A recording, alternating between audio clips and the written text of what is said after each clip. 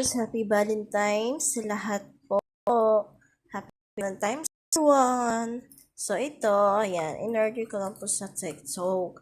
So, mura lang siya at affordable. So, ito siya guys. Pang regalo ko sa teacher na, diba?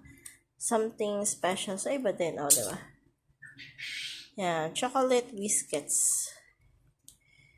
Pa-heart naman siya guys, yung ano yan.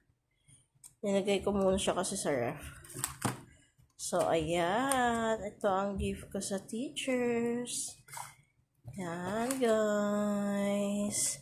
Happy Valentine's sa everyone. Saan ako kaya? May Valentine's din kaya ako, guys.